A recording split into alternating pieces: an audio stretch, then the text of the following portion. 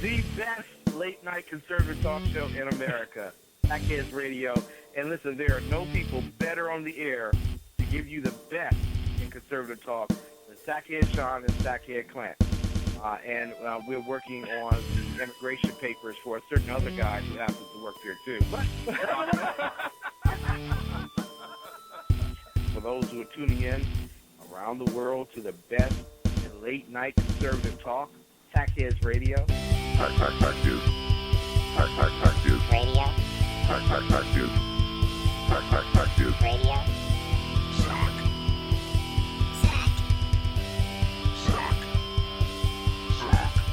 The best late-night conservative talk show in America. In America.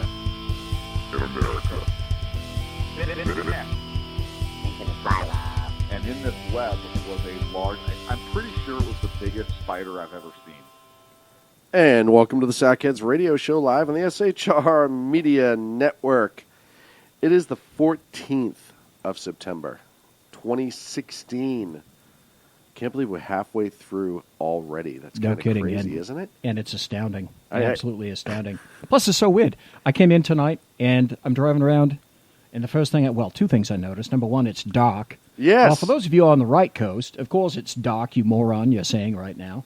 Right. Because it's 11 o'clock. Well, right. Here on the left coast, at 7:15 or so, when I'm driving down here right now, it's actually starting to get dark. So it's actually making the thing about nighttime radio, the best nighttime radio.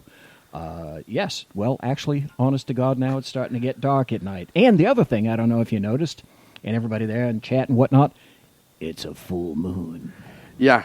Well, that could explain a lot of things, really, that's been going on the last few days in politics. And I apologize now for everyone. The funk that I got rid of last week has reared its ugly head, it seems like, the last 2 days. So if I'm a little froggy, that's why. And, of course, there's no Clint tonight. I know. I'm looking over there, and normally you say off to my left is an empty chair. Exactly. And not like an Obama empty chair. It's actually empty right now. It's amazing how much more room we have in here without his nose. Wow. We're not ducking the entire time we're on the air, which is nice. To not get stabbed in the eye on a regular basis because of him, it's always a lovely thing. So, well, upon intake, all the objects that are loose in the room are not flowing necessarily over to that area when it takes a big breath. Once. Yes. For once. It actually, the air balance in the HVAC system is not affected tonight for once. Clint is on assignment again. Yes, Sackhead Clint is on special assignment. And by that, I don't even know where the hell he is. I have a guess. But, it's kind of funny. Last week, he just dumped it on us like so nonchalantly. Were we on air? I don't think so. I think he said something on the break. Yeah. I said, "Oh, by the way, I'm not going to be here next week." Oh yeah. So but so nonchalantly, we do a weekly radio show. When you're calling out for one, you're calling out for the whole week, man. And for him, hey, by the way, I'm not going to be here. That thing we do every week that you depend on me for, not going to happen. What the hell? So I'm busy doing something else. Yeah, way more important. Well, and I think he's in. I think he's with Box Wine, right? I think he said that's what he's doing. I don't know. I'm pretty sure. I don't know, but we'll find out eventually because he'll come back and he'll have spam all over him and Reese's peanut butter cups and tell amazing stories from land of beyond, and we're just stuck here. I think he said he went to Patagonia. Patagonia, that's it. Yep. That is very much it. Though here for a change, or he just bought the hat. I'm not sure. He may have bought the hat and the T-shirt. Here for a change, BZ, the weather's actually reasonable. It's nice out there. For most people who don't know, we're in the valley in Sacramento, and it's normally 104, even through September, and it smells like an armpit. It's just the weirdest thing. It's so strange for me to have moved here from a place where it rains regularly and kind of washes things out. And even in Boston, when it rains, it washes it out. It washes all that kind of just funk smell that shows up. Rain? Question mark? Exactly. Out here. What a unique concept. What is that? Oh, it's wet. That's right. I forgot. And out here, people are like, oh, yeah. When the first time somebody said in May, it probably won't rain again until October sometime. And you're thinking, you're a loon. Yeah, you're out of your mind. It doesn't work that way. That's not how weather works. You get rain all the time. Apparently not. Thank you to everyone who's in the chat room. Chat room's filling up nicely right now. Go to shrmedia.com. Click live chat. Because it is the best in late night talk radio. Sackhead Shaun and Sackhead's absentee. Yeah. Sackhead's not mentioned right now. Thank you to everyone, like I said, who's filling into the chat room. A lot of fun going to be in there. I like looking at the chat room early in the show and seeing who showed up, and I could tell you what kind of conversations are going to start coming out of it as the night rolls on. And I actually get excited because it's fun for me to read. Even if I can't always respond, it's fun for me to read. And I think tonight's going to be a good night in chat based on who's in there. Well, Joe said you can send us some rain. All I can say to Joe right now, by the way, Joe is the reaver of common sense. If there's common sense to be reaved, it's via Joe. He'll reave it. He will. He said, send rain. Oh, my God, yes, Joe. What the hell? Send rain. FedEx, UPS, I don't care. A drop. Yeah, anything. Whatever. We'll take it. Obliv. According to White Mamba, Clint is at a fundraising event in support of Chelsea Manning. Oh, well, I mean, I didn't know. But, hey, far be it for me to judge, right? That's true. Who am I to say? Really? No. I look like this, and I can't judge anyone else who wants to change their appearance. I don't have a leg to stand on in that argument. Thank God most of the people in chat don't really have any idea whatsoever as to what I look like. Yeah. Thank God. Oh, come on. Except some people say that I'm the stand-in for the professor. For Dr. Jones. Yes. And I said, yes, I would be the stand-in for Dr. Jones if I came from, say, Jupiter, where the gravity is like 3 or 4 times that of Earth, you know. I'm Dr. Jones crushed down by a foot or 2 and then outwards a bit. And Agador in the chat room says, wouldn't you guys just pump all the rain into the ocean anyhow? Yeah, actually, it's exactly what we would do. No, that's exactly what the damn government did, yes. They took trillions of gallons of water for 4 fish and shoved it out into the Pacific Ocean. That was a grand... I'm sorry, my mistake. It was 6 bait fish. Fish, yes. Little fish. So that tells you, when I say California is the liberal petri dish for the rest of America, I mean it. When they do stupid shit like that, and you will see it pop up in other places eventually, there's a reason. Oh, hell yeah. See, that's the thing that people don't understand. When you come to California, or California comes to you, and eventually that certainly happens, whatever kind of crazy insanity instigated here in California, it goes. It leaps out of the petri dish. Right out. And it grows like a fungus, baby. It does. There is definitely a California fungus among us, so to speak. Absolutely It's like all the people in Idaho and Coeur d'Alene and whatnot. They hate California. I don't blame them. How the hell did Oregon turn liberal? You know what, Mike? I have a pretty damn good idea. All the arseholes from California went north. Same reason why there's cities in Texas that vote blue now. Because the government... It amazes me that these knuckleheads who live in California, the Democrats, it got so bad here that they had to go somewhere else for tax purposes, businesses. So they go to Texas, and they don't realize the woe of their ways. They don't realize that it's the policies that they support and believe in that created this economic disaster in California. But they'll go to Texas and then bitch at Texas for being Texas. Well, blah, how can you have all these rednecks and blah, blah, blah, blah, blah, this, that, and the other. I love the tax breaks. I love the conservative part of that. But as far as, their social policies, this is an outrage. Well, you moved to Texas, asshole. What'd you think was going to happen? Yeah, no kidding. It's Texas. Hello. It'd be like me moving to Japan and being mad. Yeah. What are all these people doing here speaking Japanese? Yeah, what the hell, man? Speak English, for God's sakes. What the hell is konnichiwa? Nothing. So, it's just absolutely asinine. I loved it when Rick Perry came to California and attempted to steal jobs. Yes. It was Jerry Brown. There was hysterical pants shiting going on from Governor Brown. How dare you come to California to poach my businesses, when at the meantime he was doing his level best to make sure that the businesses were fleeing at unprecedented numbers. Yep, absolutely. And they still are. Well, yeah, and not just California. United States of America. All small Ford cars now are going to be made in Mexico. Thank you very much. Hold on a second. I actually think I have a clip regarding that.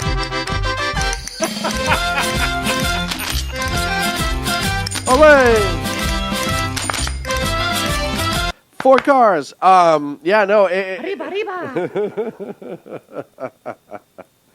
It amazes me that we just don't see the problems, or we ignore the cause of this mass exodus for business. And then you wonder why the economy is still growing at such a piss-poor rate in this country. Well, not if you listen to leftists. As far as they're concerned, we are not just on the road to recovery, we are past the road to recovery. Yeah, it's because they're not counting people who have given up looking for work. Right. And they're completely ignorant to the fact of these companies that are moving jobs overseas and out of the country because of the corporate tax rate here. And that directly affects the amount of people that are either on welfare or unemployment or who've completely given up looking, right? And that number never gets shown. They never discuss that number of the people who just say, fuck it, there's no jobs, right? There's no jobs, the hell with it. Well, I'm just going to sit here on the street corner and live off nothing. You know, it's funny, too. You see home prices starting to, like, inch up again. But nothing's been really changed. No, and everything, at least in California, I don't know what housing is like in the rest of the nation, but in California, everything is extremely, what's the word I'm looking for, spotty. Yes. You will have regions that will do well and entire areas that are incredibly depressed. There's an interesting point that's going on with San Francisco right now. People are pissed in San Francisco about the gentrification. So what that means is that people with a lot of money, people want to live in San Francisco because a lot of the big tech areas and businesses are surrounding San Francisco. Silicon Valley, Google, Yahoo, Cisco, a lot of the other tech environments are very close to San Francisco. So people like to live. If you've never been to San Francisco, and I have a whole bunch of times, I used to live there many years ago when I was stupid enough to think that I wanted to work for a company in San Francisco. But that's another story. People are moving with money into areas that were first blighted, and now they're bringing in money and they're gentrifying the neighborhoods. And people are pissed because that's pushing the poor people out of the neighborhoods. Well, and more so in Oakland. It's happening a lot in Oakland, just across the bay. And now, that was new. I did not hear about that. I'd like to hear about that. Well, and I've seen that expand more than San Francisco itself, because San Francisco has always been an expensive city to live in. Just ask our former producer, Sacco. He'll tell you all about it. But a lot of the locals in Oakland are getting aggravated because of this as well, right? You have these youngish yuppies, if you will. Is that even an acceptable word? Can I say that anymore? I knew exactly what you were saying. Who work across in the tech area, make a ton of money, but they're getting more for their dollar across the bay in Oakland. So they're buying up these quadplexes and all these other ones and starting to make it bigger and bigger. And really clean up the neighborhoods. And the locals are getting pissed, which just makes me laugh. Yes, but now there's another interesting trend. I don't know if it's gotten to Oakland yet, but I happen to be reading in San Francisco newspapers, gentrification now may be on its way out because of the fact that a lot of the people that have moved into these areas, into rich areas, are now seeing what San Francisco has been adopting and holding their arms out for in blessed recovery for many years. Give us your tired, your poor, your pieces of crap, the people that like to shit in the middle of the streets and piss all over your front door. So now, the quality of life is to the point in San Francisco, which is why I don't go there anymore, because it is a piece of trash. It's a beautiful piece of trash next to a gorgeous bay, but it's still a piece of trash. And now the people that have the money are beginning to rethink going into these various neighborhoods and thinking that perhaps it's time to pull out. So it's an interesting trend that may be on the cusp of reversal. Here's the hard part about San Francisco. I like the way the city's set up. I love San Francisco. I really do. It's beautiful. San Francisco would be great if there weren't any of the people there. If you got rid of them and you brought in a whole group of people that I could actually tolerate, I would move to San Francisco in a minute, right? See, that's what I used to say about D.C. One just little accidental neutron bomb kicked out of the back of a C-130 into D.C., leaves all the memorials, kills all the people. Now you'd have a good city. Well, all we have to do is just find, and I say this all the time, we have to get another city somewhere further south that all the bleeding hearts can focus their attention on and move on down that way. So we have to entice them to Los Banos or one of those smaller cities that are struggling with everything and build it up from there. Los Banos in Spanish, doesn't that mean the bathroom? Oh, that's yes. What I thought. It's one of my favorite. I want to be living in a city named a town whose name is the bathroom. And a good friend of ours, Big Fat Paulie of the show, his wife is from Los Banos, and he's like, there's a reason it's named the toilet. Like, it is kind of a toilet, and nothing's going to change that. Speaking of the toilet in San Francisco, Colin Kaepernick. We've talked about this. Lovely person. Yes.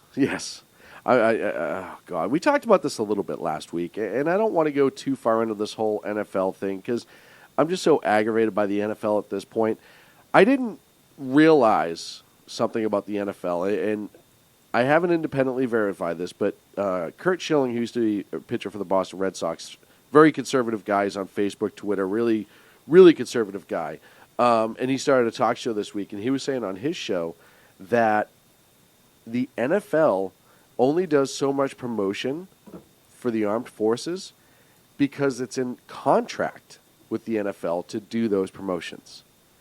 So when they have the honor guard come out, or they have all the memorials or whatever that they do to honor the armed forces, either fallen, active, all that other stuff, it's only because the armed forces are paying the NFL almost like an advertising stream. Isn't that crazy? So nice. And he said he'd seen this other places as well with individual teams. I guess he was talking about how the Boston Bruins used to do that or do that. But he said the NFL in general only does all that because the armed forces give them money for advertising. And it really kind of sums up more. And I always remind people, I'm like, you realize the NFL is still a nonprofit, right? It's set up as a nonprofit. Okay, is this the part where you're cueing me to say, "Oh, right"? I just wanted to see what your reaction was. Somebody asked if Clint had been taken hostage by Sacco. There's a good chance they're spooning as we speak. To answer that question, oh, Ron. That's a vivid mental. So then you picture. push forward, and you have Roger Goodell, who talks positively about Colin Kaepernick and his right to protest and blah, blah, blah, blah, blah. By the way, they're all employees, as we talked about before. They're all employees. You could very well tell them, hey, you're not coming out until the national anthem's done. Sorry, you wait in the hallway. But that's just me. So what did the Seahawks all do last weekend? Stood arm in arm. They did. Yeah. Every last damn one of them. Yep. During the national anthem. Yeah. Okay, there's a team you can embrace. Well, and even if the message wasn't as pure, if they did that as kind of a mixed message, at least they did it as a team, and they took a positive way to go through it. Now, Pete Carroll, the head coach, is a screwball. Most people don't know that. And I had actually heard this before. I heard it on Kurt's show this weekend, but I had heard this before. He's a 9/11 truther. Oh, really? Yeah, so that tells you where his mindset is. He's out of his friggin' tree. Oh, God. But then you had other players. The guy on the Dick Wolf series, Belzer. Law and Order. Richard Belzer. Richard Belzer. Yeah. Richard Belzer is a 9/11 Yes, truther. he is. That's weird to me. That's just weird to me. And, I will listen to those who think that maybe the government was involved in it for whatever reason, because I don't agree with it, but it's fun. Like, I'll have that conversation because I like to see how zany some people are. But when you start talking about how they were drones and those planes, like the people are locked up somewhere and the planes were taken and replaced with drones and armed, and that the buildings were set to explode and all that, I can't have the conversation. But anyhow, moving on. Well, here's the thing that I should like to point out is I don't think it's any secret, is it, that you were living on the East Coast Right. during 9/11. Right. So I haven't let the cat out of that bag. No, for any reason. no. Okay. Here's the thing that I should point out that is a major difference between, say, you and me. You were there on the East Coast on 9/11. Mm-hmm. And I say the people that are on the East Coast are much more involved in this Yes. than the persons on the left coast. To us, all it was, few, if any of us, lost people that particular day. We watched it on television. We all remember where we were. We were not clearly as impacted by that as the people on the East Coast. And for them, it was personal. It's absolutely personal. Well, and I equate it to like, crime in your neighborhood, shooting. Say you live in a nice neighborhood, and a couple blocks over there's a shooting and someone's killed. You're like, it's a little scary. When it happens in your front lawn, it changes your perspective on the incident because now it's become personal. Absolutely. And it was. And like I said, I was down in New York very shortly after 9/11, and I was there when there was still smoke rising. And actually, a friend of mine, Edgar, was born and raised in New York. Or he wasn't born in New York, but he was raised in New York. And he was in Manhattan the day afterwards. And he watched it all happen. And for us, like I said, a lot of people here were still asleep. They weren't quite there, so they weren't getting the live images per se like we were. No, I happened to be up because I was doing something else Right. at the time, very early in the morning, and I just happened to be watching the television, and I was riveted because everybody said, first plane, okay, maybe. It's not like that hasn't happened before. There was a Lockheed aircraft that hit the Empire State Building in the 1950s, I believe. Yeah, Lockheed Electrostar. Yes, Yep. so aircraft striking a tall building in New York City is not unheard Well, of. and you also have 4 airports right there, right? Yeah. You have JFK, you have and you know that- LaGuardia, you have Teterboro, and you have Newark. So, traffic control has got to be chaos. No, it absolutely is. But the moment number 2 Hit. that was it. Yeah, well, and I'll tell you right now, and I guess I'll go back and slam the NFL here shortly because I do want to talk about the 9/11 now because we just had the memorial. When that first plane hit, I mentioned the 2 French brothers, the Nadeau brothers, who were filming the documentary with the FDNY. That one of the best was, documentaries you can ever see. without a doubt, yes. And they were with Chief Pfeiffer, who was actually the first chief for the FDNY that was in One World Trade. On a different call, they were riding along with him, and as the plane struck, they filmed it, jumped in the car and started going. You could hear Pfeiffer say to his driver, it looked like it was targeting the Trade Center. And that was the first plane. And even he, at that point, said it looked like it was targeting the Trade Center. And he says in his radio traffic that it was possibly apparent, intentional. So, I mean, that's how obvious that was to those who were there. Right. And if you haven't seen that, and I'm going to pull up the name for it real quick because I really got to get it out. I'm obviously not getting paid to advertise for this, but I think this is one of the best videos on 9/11 out there. And it's... I saw it a couple of years ago. You're talking about the one with the 2 French brothers. If I'm not mistaken, it was about, 2 hours long, something like that? 2 hours long. And they used it. It was the one that all the news channels actually showed on the anniversary together. It's called the Filmmakers 9/11. The Filmmakers Commemorative Edition is on, I have it on Amazon. And it's by Jules and Gideon Nodet and James Hanlon, who is a New York City firefighter. He's actually now a director, who set it all up. And they were following the life of a probationary firefighter through his first year, just to kind of see, what it was like. He thought it was a cool documentary.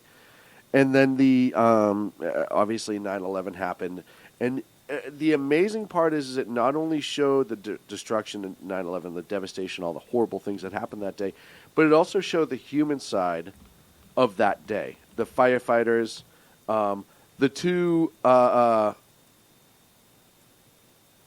brothers themselves, because they were separated. One of the brothers was out of the station. The other one was with the chief. They both thought the other person was in the tower with their respective units that they were covering with the video camera. So you even saw them thinking that each one thinking that the brother died because they had separate cameras and they edited it all together. You had the human element of the people coming by just to support public safety. The incident is horrendous, but as far as a movie or a video goes, you couldn't have done it. They couldn't have done it better to show you what the impact is of 9/11 and the day of. And I'm trying to pull. Somebody asked me if I could pull up the documentary. I'm going to pull it up here. I'll throw it in the chat room. It's just called 9/11 Film. It was filmed in 2002 is when it was released. Obviously, it was filmed in 2001 during the incident. I have a whole bunch of different links here. I'll try to get one up in chat. So, the funny thing is that there are so many people now that are coming down with cancer, all the first responders. Well, and my thoughts about that was, how could you be in any of that and not come Yes. down with cancer? And that's one of the things where I think the government's done seriously wrong with 9/11. If you look at the amount of firefighters who have resigned or died since 9/11 that were in the pit on the bucket brigade when we saw all the videos of that, the police officers who died as a result after the fact, the number is staggering of people who have died of cancer-related incidents after the fact. And we still haven't done right by them. No, I don't. As a country. And I think that's so. horrendous. You also have, and not just the firefighters and police officers, you have the construction workers. All the people that responded, all the people that were caught up in that. Yep. You had people that would just help, doctors and nurses that went to the scene to treat and triage. All those things that these people should be taken care of. The particular individual, I think he was a National Guardsman from 4, 5, 6, 7 states away. Who drove over. There Yes. by himself. Yep. To help. Yeah. Felt such an incredible obligation to do that. I said last week when we were here, I'd like to have a video of the various persons that had jumped out of the building, because I know those videos Oh, they're out exist. there. Yeah. But we don't see them, so I felt motivated to write that particular tribute It was beautiful, by the to way. 9/11, because I wanted to try to convey to everyone what would it have been like if it had been you In that or building. me standing in that building and in that predicament trying to figure out, what the hell do I do now? I'm going to die either way. And then to think that your best alternative Is to jump.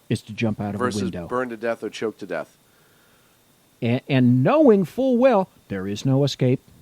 There is no, I'll just touch this button and I'll get my life back like a game. Yep. It's the end. Well, and that's something that, one of the things that they've done to 9/11, I know I only have a minute left here, and I wrote a post on my Facebook page for 9/11, is how much we forgot. And how much as time goes on, it's less and less important, and how we talked about it a little bit last week, how the history of 9/11 is not being taught. They're trying to change who the attackers were into some sort of thugs instead of actual Islamic terrorists. The fallout of 9/11, how that city has been changed forever, and the people that were there, how our way of life has changed so dramatically. And that doesn't even begin to discuss Shanksville, Flight 93. It doesn't discuss the Pentagon. It's still, literally still staying within just the confines of Manhattan and the trade centers. And a lot of people don't realize, too, it wasn't just those two towers that came down. You had 7 World Trade Center. No, there 9 were World adjoining buildings as 10 well. World Trade Center, the mall underneath, the trains underneath. All those things were so affected. And then you had the bombing in 93, the initial attack on the World Trade Centers. Right. With the blind sheikh. But the blind sheikh, Khalid, whatever the hell his name is. Yeah. Throw Akbar in there and you'll be and good. you're fine. And they were hoping with that bomb to have one fall into the other and knock them both down. And that was the same thing with the plane attack, 9/11, is they were hoping that it would fall angular. They did not expect it to fall the way it fell. That's why when everyone's like, oh, you see the explosion and all this and all that, that's not what they wanted. They wanted them to fall sideways. So they took everything out for blocks around, and all the first responders, they got a lot, but how many more would they have got if those things fell on the side, right? Staging areas with 2-3 blocks up. Yeah. All the people who were in those buildings watching that were spared because the building went straight down instead of angular. That's what their intention was. And that's one of the other things I talk about. I'm like, no, they didn't want it to go down like they were imploding the building. That wasn't enough for them. They actually wanted more. So you mentioned Shanksville. When we come back, I'd like to speak about that just for a moment. Yeah, we'll close up with 9/11 in Shanksville. I do want to attack the NFL a little bit, and then talk about the good things. Why limit it? Let's go more than a little bit. Because we have so much other stuff to talk about. Oh, my God. When we come back, we'll follow up with 9/11. We'll talk about the 9/11 Memorial and Healthgate and everything that's going on with that right here on the Sackheads Radio Show, live on the SHR Media Network. Stick around. Conservative media done right. You're listening to the SHR Media Network. Breaking news. According to the latest report coming out of SHR Media, a merchandise store to support both the Reaver of Common Sense and SHR Media has just been unleashed to the general public. Be forewarned that this site can be contagious and numerous items can be purchased to support the best news programming. Go to Reaver.one website and click on the store link to check out the merchandise.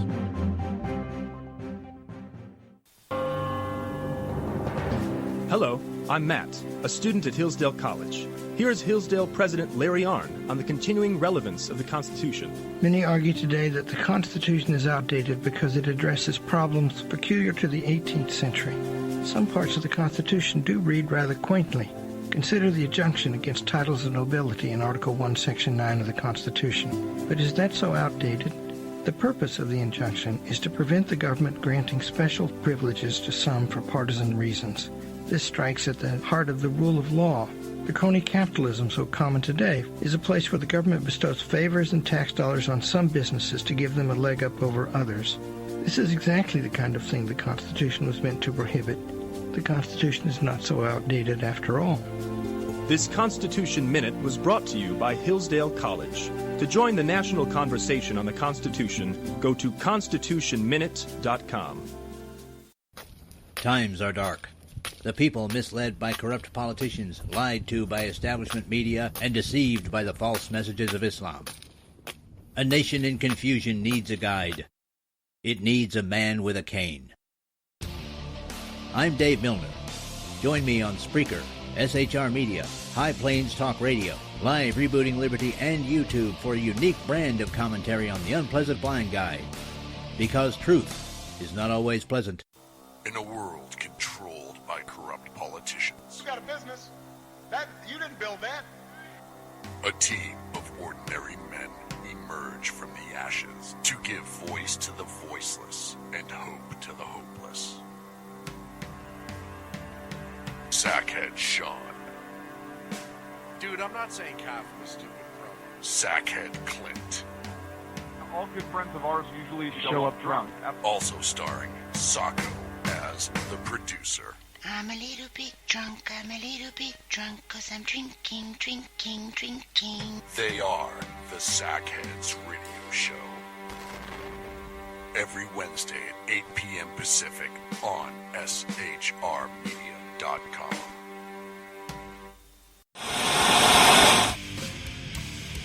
Beware, the Jersey Takeover is here.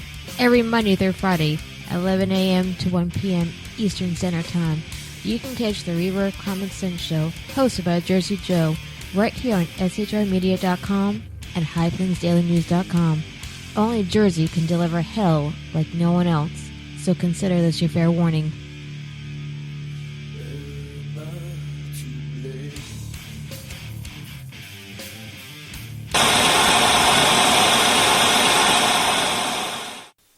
Conservative media done right. You're listening to the SHR Media Network. Can deliver hell. Yeah. Sounds like an intro to a Clint Eastwood movie. And only Sean can hit the mute button at the right time because I cut half of that off. Welcome back to the Sackheads Radio Show.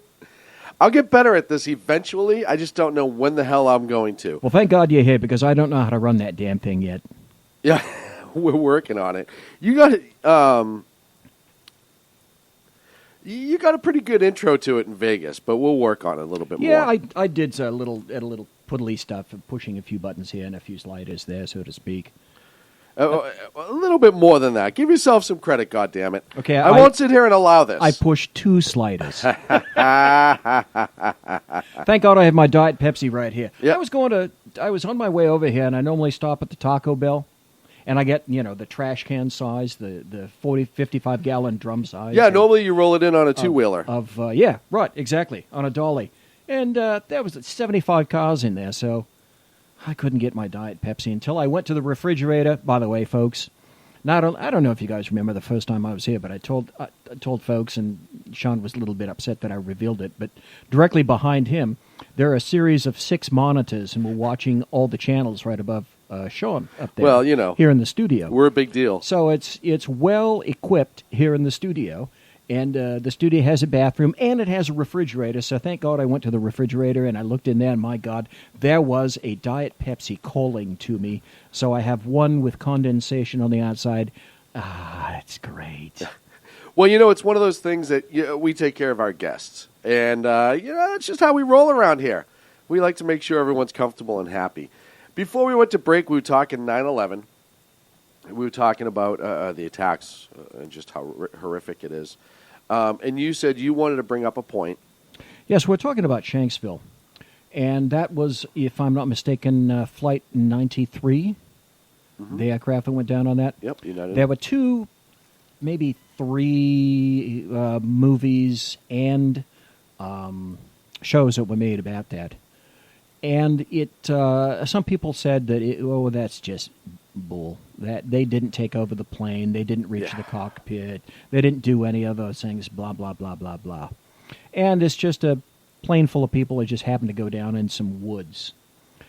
I think, quite frankly, we were this close, the proverbial RCH, close to having that plane not be taken over, not be driven down, and if I'm not mistaken, and you would probably know more than I do about this, was that not the plane, Sir Sean, that was earmarked for hitting the Capitol? Yes. Or the White House? They weren't 100%. There's all these different theories. It's definitely one of the two.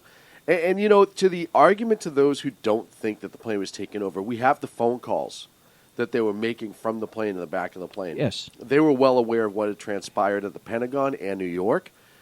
Different family members and messages left have been, hey, we're going to try to take the plane back over, blah, blah, blah, blah, blah.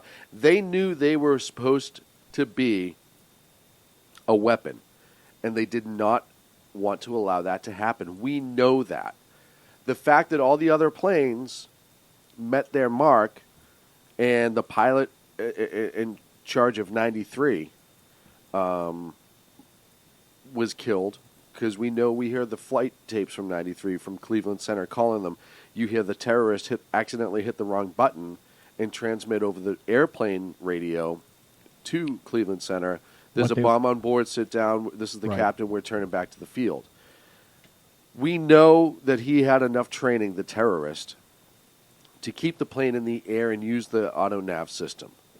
And then, at the last minute, make the adjustments based on what the other terrorists did. The fact that that plane came down in a field in Shanksville and came down at the angle it came down, it was almost totally inverted. And people were fighting, as we believe, for control in that cockpit. Reminds me of that particular scene out of the Denzel Washington movie, Flight. Yes, where he's completely inverted. And they were nose down and inverted. I thought that was an eerie scene when I saw that in the Denzel Washington movie. Right, which is how you know it was unlikely a pilot error or a terrorist pilot error. because it didn't fit the narrative and the training that the other ones have. So I will believe to the day I die that a group of Americans tried to save other people and themselves by action. And I think getting all that other information that they were getting on the phone, they knew that the bomb was not legit because there's belief that they had some sort of device that they said was a bomb. And they knew the only thing they really had were the razor blades and the pepper spray. So that's why the famous word "let's roll" came from one of the audio recordings. The likes of which, when you listen to them in retrospect, are remarkably calm. Oh, yeah. Remarkably calm. Well, you're dealing with people who are facing death. And not unlike the situation that people are faced with when they know they're going to die. Yeah. A or B. Right. Fight or flight. So, I've always believed that those people are heroes, and until I die, and I will. You'd have to show me some pretty overwhelming proof that terrorist all of a sudden just decided to take out that one plane. I would agree. And here's a point that I was leading to with regard to Shanksville. I always try to do what I call the logical extension on my blog and in my thinking. And I also do the reversal consideration. The logical extension is this. What I ask to people now is, let's say what if? Let's say Flight 93 did in fact impact either the White House or the Capitol. And let's say it's one of the worst case situations where if in fact they hit the Capitol, someone was in session. I throw this out to the listeners right now. We know what happened when that plane went down in Pennsylvania. We know the kind of receptions that occurred. We know that 9/11 was in the hearts and minds of many people 15 years later. We've predominantly forgotten the bulk of it. But I ask you this. What if that plane had struck either the White House or the Capitol? What do you think, then, the response of this nation would be to the Islamization of Europe, to Muslims in general, it would have changed a lot. To Muslims coming into this country. And how we vet it. Exactly. It would have and I changed a lot. submit to everyone here listening, within the sound of you, me, everyone else. What the hell was that? Don't worry about it. Keep going. Okay, moving right along. Magic words. That's it. The cake's done. Cake's That's done. what it is. All right. Good. Anyway, what would have happened had that occurred? I submit there would have been almost a 180 response because it would have become personal. And that is part and parcel what I've said about not just the criminal justice system, but almost everyone in an official capacity with power. Mm-hmm. The theory is that if you remove those people who are great decision makers and you isolate them in a vacuum, so to speak, a bit, that they are able to make better and more knowledgeable decisions. And many times I say that's a crock of crap. Because a lot of what happens, and I've always said this too, especially in the criminal justice system, and it applies through many layers. And some people may think that I'm an absolute loon for saying this, but I posit not nearly enough judges, politicians, city council members, county supervisors, people in high-rated government positions, people in positions of remarkable government, state, local authority, not nearly enough of them have been shot, stabbed, raped, sodomized, lacerated, stabbed, spat upon, kicked, because when those things happen to you, it becomes intimately personal. What happens when any judge is threatened? Oh, the world goes to hell. Everyone, that's exactly the right. If anyone listening now were threatened, do you think the judge or anyone else would much care? It's personal. And the reactions that you get from things being personal are much different than if you're isolated. Right. And a lot of the bad things that are occurring to this country now are through people that are by purposeful design, are isolated, from the results. We're naive of their decisions. We're very naive in this country. This would have been a much different country had that plane hit the White House or the Capitol. Yeah, I agree. I absolutely agree. And gosh, I'm telling you right now, I don't wish ill upon anybody, and I'm glad it never happened. But the reality is, we are so far removed at this point, and the remembrance is so different from what reality was,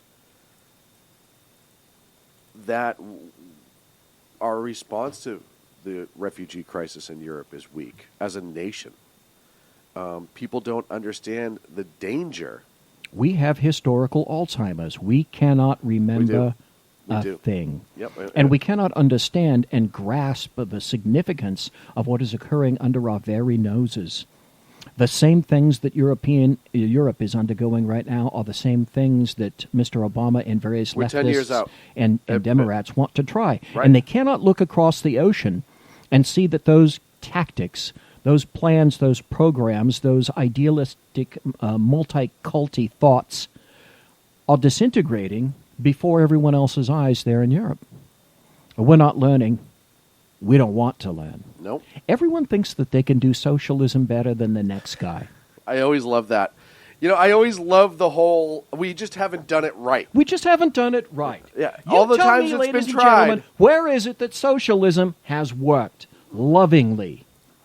Never. That's right. That's And about yet it. you Well, have the military. You have blithering, stupid millennial pieces of crap running around with T-shirts with Che Guevara on them. Mao Zedong. Yes. Yeah. Yes. Mao hats. I love the Mao hats. Yeah, Mao's little Every red time I books. see some beatnik with a Mao Zedong hat, I just laugh hysterically because it shows you the true ignorance in the system. But I don't want to get off track because we've already we did started get a off roll. track, and I seem to have made that Yes, tangent. Did and I not? You're just like him. I allowed it to happen, and I shouldn't have. And when I said him, I pointed to Clint's the empty chair. noseless chair.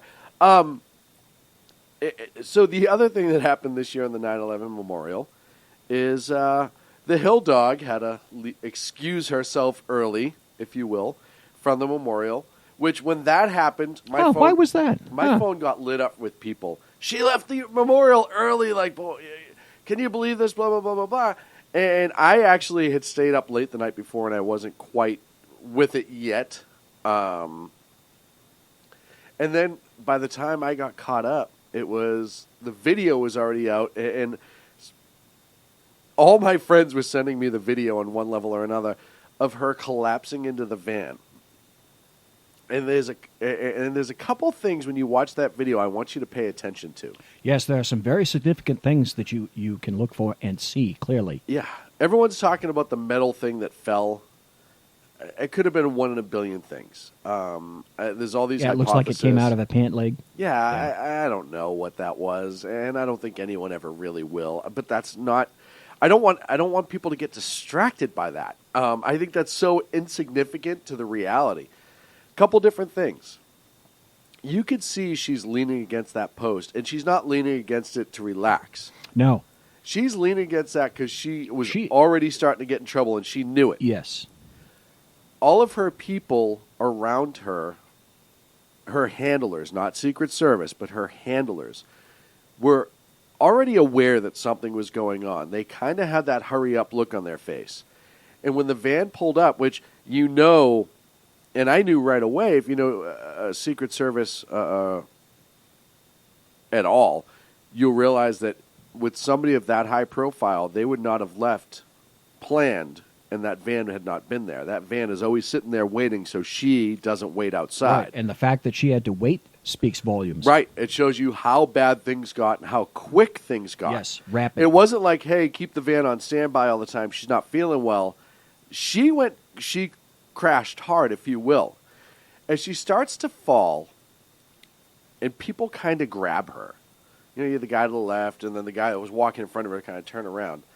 They grabbed her, but did you see how nonchalant everybody was? Almost like, this shit happens all the time. Right? And I was talking to Jersey Joe, who is a medic, firefighter medic. Right, EMT.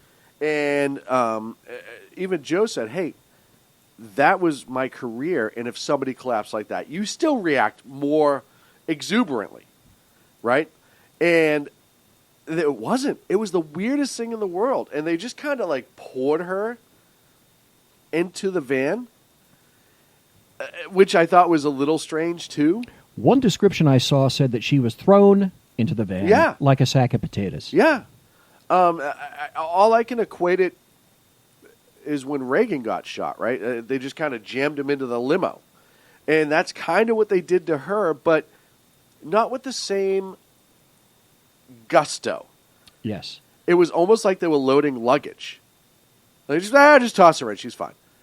And then two of the other things, the Secret Service, who when it comes to her health and safety are usually the deciders.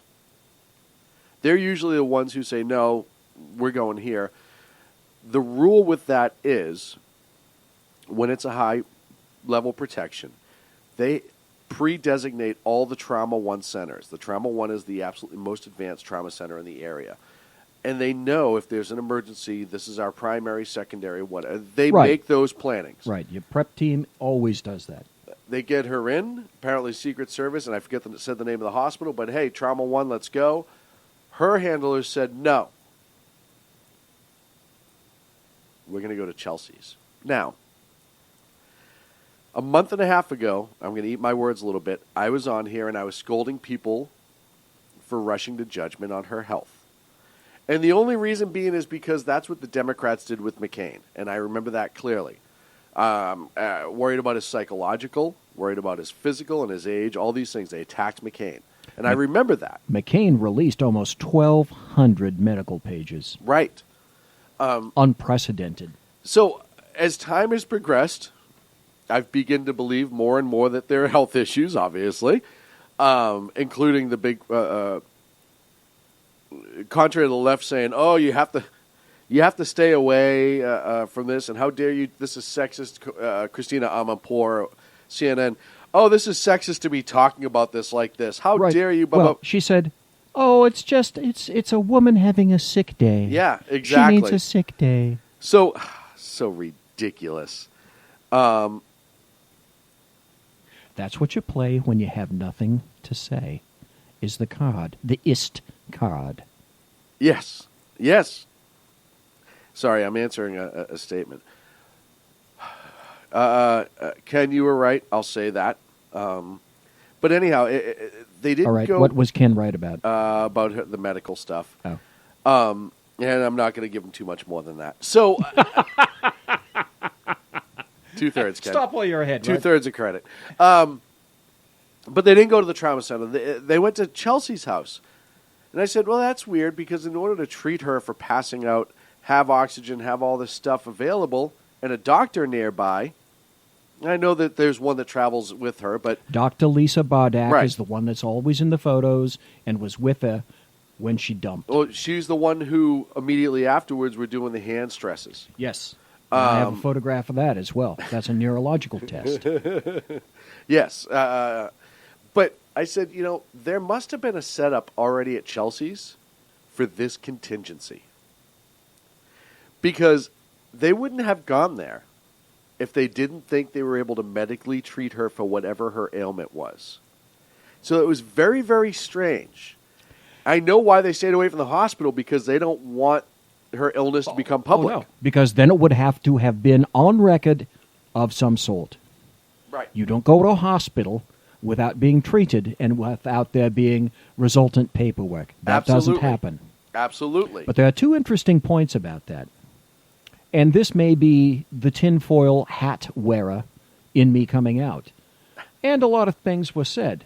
But I just find it interesting to read this, because a lot of the things that are saying, right or wrong, she started that crap going, and she lit that fire by being so secretive. One of the things that I've seen is that particular building, the number of that building, Chelsea's apartment. People were saying theories that was a hospital at one time, and that has medical equipment from that hospital, and that's one of the reasons that I she went think it was there. all preset there. I don't think there's... That's an interesting point, but I think you're right, though. I think that... See, here's the other thing. I believe this has been going on since 2008, 2009, and Chelsea knew what was going to go on. Hillary knew what was going to go on. And yes, I suspect that they had all the requisite equipment that they needed. Because her apartment with her husband, that's the entire floor. Yes. They take the entire floor. You can put a lot of medical equipment in an entire floor of that building. Well, and again, it's one of those things that, it was set up. They knew this contingency was there. And then they went down this pneumonia route, which is funny to me because, I've actually had pneumonia a couple times. Not a lovely thing, but a truth, back in the day. And as horrible as I felt, I never actually passed out from it. No, but older people do die Yes. from pneumonia. Yes. And its complications. But I also know when I had pneumonia, guess where I was? In a hospital. Because the doctors want to monitor you 24/7 because the potential to have something catastrophic to your cardiopulmonary system You're very weak and you're susceptible. is incredible, right? So, and then if it doesn't even get stranger than the whole let's go to Chelsea's, she pops out an hour and a half later, 2 hours later. Yeah, with the little kid that runs up to her. But just first of all, anyone who passes out in reality, for the next couple hours, you're monitored pretty closely, right? She walks out, there's nobody around her, no one to support her. It's the whole image thing. Hey, look, I'm fine, everybody. I'm just going to go strolling out. Oh, look, here's a random child on the street. Hello, random child. I may have an infectious disease, but, Yes, but I'll hug come you take anyway. a photograph with me. I tell you, it's a friggin' alternate universe. I don't know what drugs they pumped into her. I've actually seen people out there who are saying that they believe there's a body double. You just went there. I know. It's bizarre. See, here's the thing. But how could people would not be saying that there's a body double and suspecting about the hospital, blah blah blah blah blah blah blah, if she didn't bring that crap on herself? Yes, and I hate to say there isn't an ounce, a molecule of veracity in that woman anywhere. Well, and that's exactly what I'm getting at. The reason all this stuff could take legs, even if she was wrong, even if we're wrong about the whole body double thing, but the reason it could get legs is because it's Hillary Clinton. Anything is possible. Right. And I would not be shocked if she had a body double. No. You look at some of the great leaders in this world who had body doubles. It worked for Saddam Hussein. It worked great for Saddam, right? And the one woman, the media leaked or did a follow-up with the woman who has been identified as a potential lookalike who had an airtight alibi. That doesn't mean there's not 1,000 people that I get mistaken for people all the time. I look like that guy, right? Right. I get mistaken for Clint Eastwood or Dr. Jones all the time. All the time. All the time. Oh, God, it's just crazy to me when they try to say, oh, how could you even question this? Well, look at who it is. How could we not question everything this woman does is a fake and a friggin' lie? It's a fraud. She is a fraud. What's more unbelievable? The fact of everything we're learning from her emails, Guccifer, that we know about her as time's gone on and back through Whitewater and the weird people that died, all these things that we know about Hillary, and she's still running for president, or the fact that there may be somebody else in this world who kind of looks like her that they paid a lot of money to stand in for her occasionally. What's more crazy? Again, if anyone wants to every answer me. day it's something new. Every Yes. week it's something new. Yes. It just when you think it can't get more wacky, more crazy, it gets wackier. It's screwy. Crazier. But so when they're like, how could you even put that craziness out there? There might be a body double. Tell me there's not.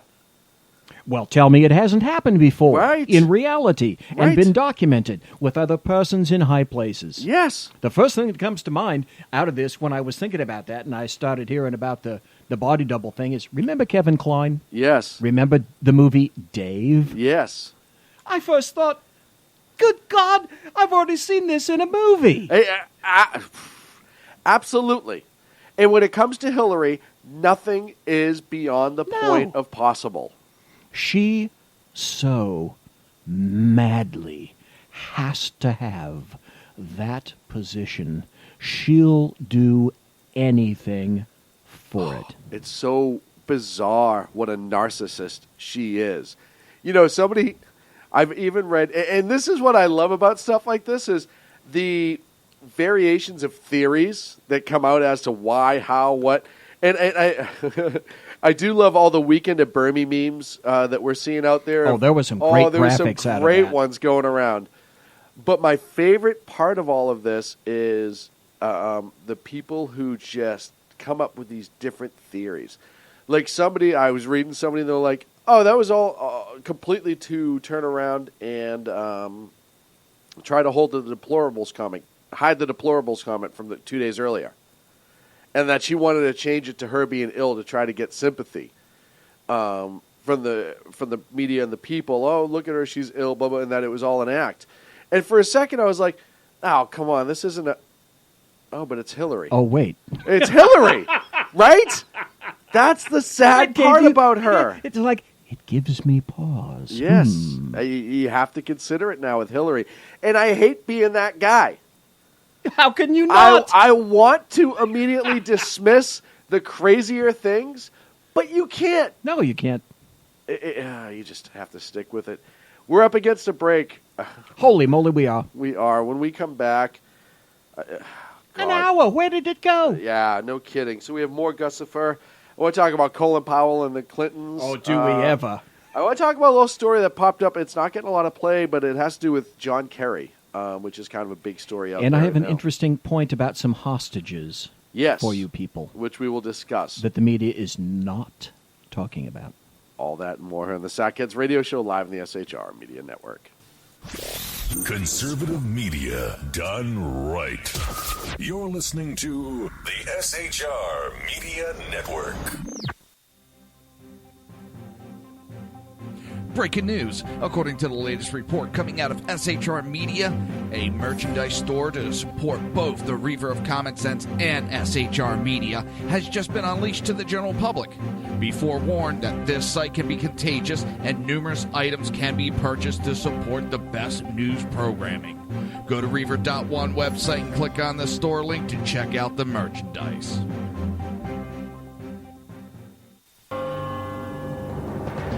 Hello, I'm Matt, a student at Hillsdale College. Here is Hillsdale President Larry Arnn on the continuing relevance of the Constitution. Many argue today that the Constitution is outdated because it addresses problems peculiar to the 18th century. Some parts of the Constitution do read rather quaintly. Consider the injunction against titles of nobility in Article 1, Section 9 of the Constitution. But is that so outdated? The purpose of the injunction is to prevent the government granting special privileges to some for partisan reasons. This strikes at the heart of the rule of law. The crony capitalism so common today is a place where the government bestows favors and tax dollars on some businesses to give them a leg up over others.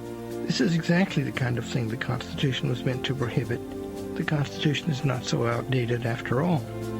This Constitution Minute was brought to you by Hillsdale College. To join the national conversation on the Constitution, go to constitutionminute.com. Times are dark.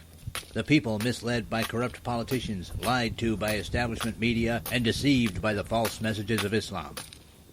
A nation in confusion needs a guide. It needs a man with a cane. I'm Dave Milner. Join me on Spreaker, SHR Media, High Plains Talk Radio, Live Rebooting Liberty, and YouTube for a unique brand of commentary on the unpleasant blind guide. Because truth is not always pleasant. In a world controlled by corrupt politicians. You got a business. You didn't build that. A team of ordinary men emerge from the ashes to give voice to the voiceless and hope to the hopeless. Sackhead Shaun. Dude, I'm not saying cough was stupid, bro. Sackhead Clint. All good friends of ours usually show up drunk. Also starring Sacco as the producer. I'm a little bit drunk, 'cause I'm drinking. They are the Sackheads Radio Show. every Wednesday at 8 p.m. Pacific on shrmedia.com.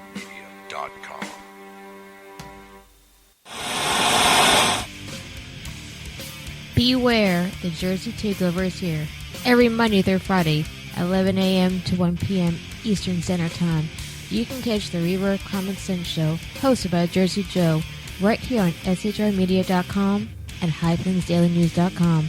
Only Jersey can deliver hell like no one else, so consider this your fair warning.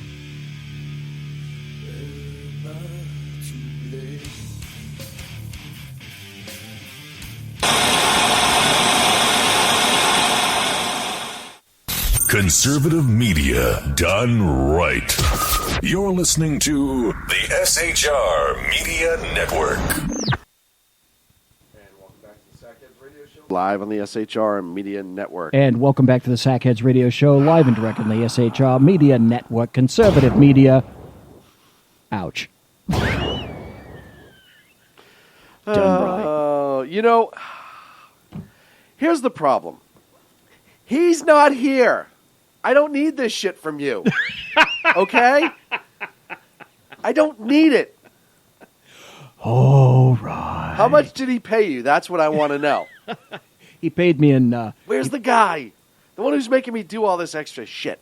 He paid me in Uno bars. You ever had an Uno bar? Anybody had an Uno bar? No. And you put them in the freezer?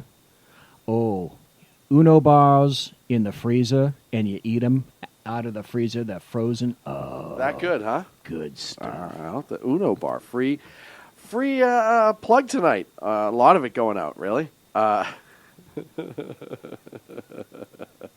So Ken's in the chat room saying, quote, I am the exceptional conservative Monday through Friday here, 6 on the West Coast, 9 on the East Coast. He is an amazing host. Love his show. But he's saying, I am at peace now and he's ready to see Jesus because he said I was right. Now, couple things about this. You're going to quantify that. Now. Yes. He says he's at peace. If you know Ken, that means he probably wants a piece of cake or something like that. Number 2, he said, I'm ready to see. It's actually Jesus, who's the guy who cleans his car. I was good. Yeah, and Moses' lawn. Right. And Shaun said I was right, which is very true because I've called him a conservative many times. So all of those things are actual true statements. See, here's the very interesting thing that people don't know about Ken. He lives in D.C., and I think he's sort of wants to portray himself as a man of the people. Oh, yes. But what they don't know is he lives in a mansion on Embassy Huge. Row, right next to the Russian embassy. Huge. And if you look at the top of his roof, it has as many dishes and towers and radio transmitters as the Russian embassy itself. So what I'm saying, I think, is that Ken pretty much knows everything. Oh, yeah. No, he's dialed in. All the stuff about Colin Powell, Ken knew last week. Well, actually, most people don't know is back in the day, Ken was advising Colin Powell. I'm almost 100% that's true. I'm almost 100% of that 100%. Yes, absolutely. Right. So, you know, that's a gold-plated ceiling fan and a box fan in his window. It is. And he lives the life of luxury. And that, you know, I just want to talk about his poor wife for a minute, who's an absolutely lovely person. She is gorgeous. She's a beautiful woman. Love her. And how Ken lucked out. And if she's listening, Mrs. Biggs. Yes. Everyone loves you. I've tried. As well they should. I've tried to tell you, you know, it's okay to upgrade. I met her personally. She's a wonderful, wonderful woman. It's okay to upgrade. You don't keep driving the same car for 30 years. Just saying. Just think about it. You know, if your computer starts running a little slow, what do? You go and upgrade it. And anyone who's listening right now who thinks I'm being a complete jerk to Ken knows that I love him to death. I love his clock stopped at 9:19. His clock. God. Oh, man, I love him to death. He's an amazing human being, and we're very, very glad that he is a friend of ours. So, the second best newsman of the business, Dan Butcher's trying to send me some wonderful breaking news stories that I'll get to in a minute because they're always entertaining, and he always finds a good one. I want to talk about the Guccifer hacks 2.0 and what has come out this week. Does it ever stop being amazing? I don't know how else to put this, right? It's extraordinary. Like I said last week, this is a target-rich environment. That it is the proverbial gift that just keeps on giving. It is. Not quite in the way that Hillary It's like the Clinton Jelly of the Month Club envisioned. Because there are 2 emails that came out that I would love to tell everybody about in a bit. They are so wonderful. Yeah. Oh man, I get so excited when I read that another one drops. But I want to talk specifically about the Colin Powell ones because I think it's very, very telling. Because even Colin Powell doesn't want any part of the Hill Dog. There's a great meme going around right now that shows a picture of Colin Powell. It says, "For the record, I'm not suicidal. I do not sleep on my back with a pillow in my face, and I am heart healthy." So that's how you know the internet understands the risk that Colin Powell's in right now. And it's just, oh, God. The first one about his email essentially saying, hey, I've told her not to drag me into this. Right. And I've told HRC's people time and again not to contact me. Right. So what does she do? She blames it on the black man. Yes! Yes! Yes! Now, don't get me wrong. I don't agree with Colin Powell on a lot of things. No, but he's a bleeding leftist many times. Right. I still love him. Right. But he's mostly honest. I think for the most part he is. I believe he is. But I also think he just wants to be left out of this shit. He doesn't want... Yes. He just wants to be left out. There's some quotes on some emails, if you have some time, that I'd like to read. I'd love some. If you're ready to go. Yes, let's go. All right. In one particular email, he said, I told you about the gig I lost at a university because she, meaning Hillary Clinton, so overcharged them that they came under heat and couldn't charge any fees for a while. I should send her a bill. What that meant is that she charged the universities that she speaks at so much money that she removes all the fees for anybody else. And yet those people spoke about that. It's funny because I was looking at a lot of the articles today and how various news outlets crafted the headlines out of these. And NBC News, the headline was, Colin Powell calls Trump a national disgrace. That was one email. Yes. One of them. USA Today, Colin Powell calls Trump national disgrace in hacked emails. Yes. New York Times, Colin Powell, in hacked email, calls Trump national disgrace. But here's the email that just, it's like you took a pike and you ran it right through both of the Clintons. This one is worth its weight in gold. I would rather not have to vote for her, although she is a friend I respect. A 70-year-old person with a long track record, unbridled ambition, greedy, and transformational. This is the best part. With a husband still dicking bimbos at home. Yes! Yes! Yes!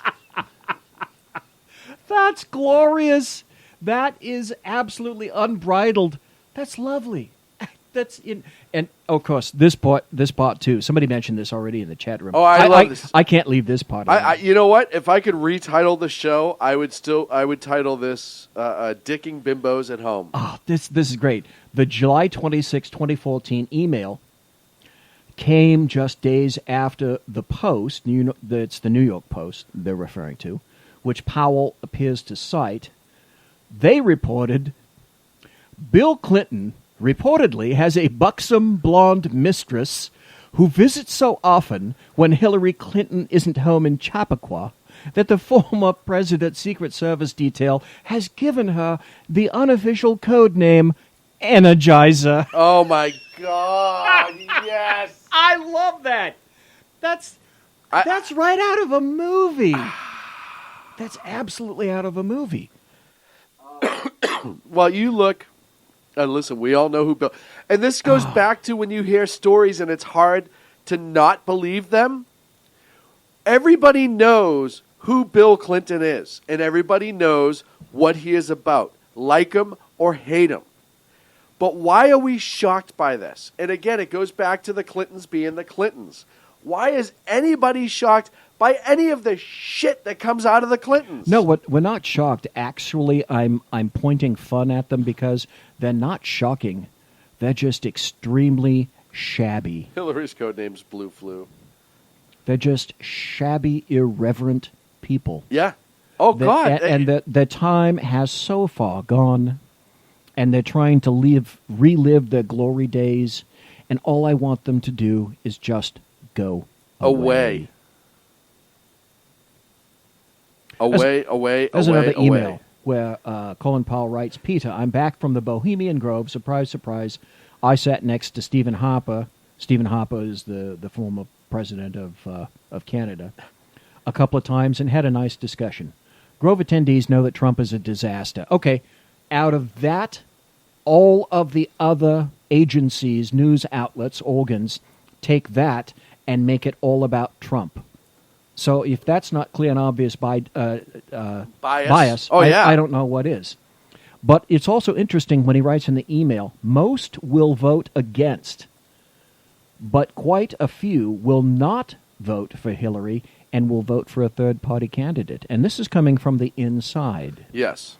So that's why I say, you can quote to me all these various polls and whatnot, and one poll one day might have Trump up. Another poll another day might have Hillary Clinton up. Anymore. I don't trust them. I really don't. I think they're all horrible. Because the most recent, huge, most incredulous, brain-glazing poll era globally was the Brexit. Right. Everyone in the polls had Brexit close, but it was going to kick ass. And people were not going to leave the EU. All the polls said so. And then all the polls were wrong. Right. And you look at, you just look at the numbers right now, and if there is been any accuracy in them, you have Trump starting to go ahead in Florida. What was the other one? Nevada. He's starting to pull ahead again. Yeah. I always say with polls, I don't believe them until like the last set, like 2 days before. Then I think you can have a little bit of credence because those pollsters are trying to save face and they need to be accurate. So they actually do it the right way. Bill does trust the polls, poll dancers, to answer Ron in the chat room. And then, that was the other thing, too, is going back to her illness. I just want to circle it back real quick because Ron brought something up. And Bill comes out today, and maybe he was speaking about Energizer One. I don't know. And said, she has the flu. Right, it's not the pneumonia. Right, it's not the pneumonia, it's the flu. Wait, I know what it is. It's a song. Right. You know what song?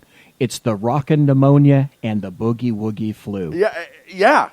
At this point, but it shows you how inconsistent they are. Because usually with something like that, everyone gets the memo, right? Hey. Yeah, this is our talking point. Stick to it. Right. And Bill, like I said, maybe he was talking about Energizer. I wasn't quite sure where I was going to go with that.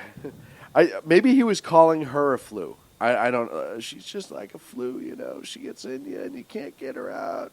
When you lose the New Yorker magazine and you lose CNN and you lose other people, there's some wonderful quotes that I'm going to give right now.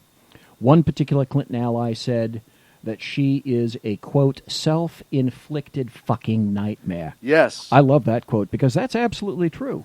Then David Axelrod, who, if there's anybody that's who's in the Clinton camp and is a leftist and is a dyed-in-the-wool Democrat, it's David Axelrod, said in Twitter, in a tweet, antibiotics can take care of pneumonia. What's the cure for an unhealthy penchant for privacy that repeatedly creates unnecessary problems?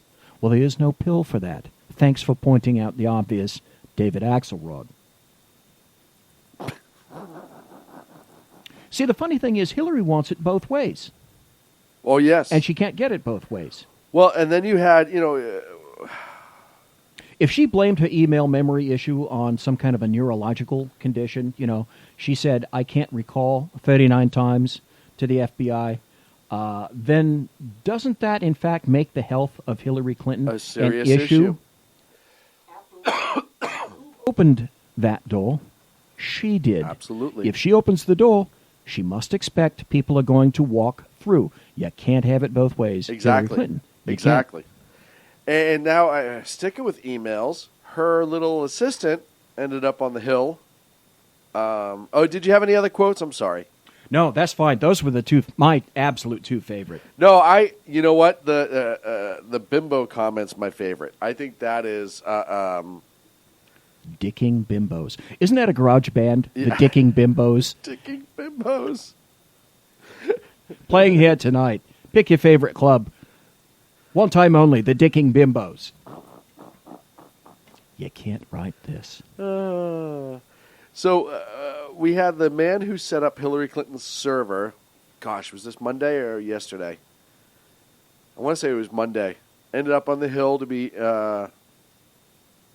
talk to the House about what happened with the server. Now, is he the one that retained immunity? Yes. That's an issue. Yes.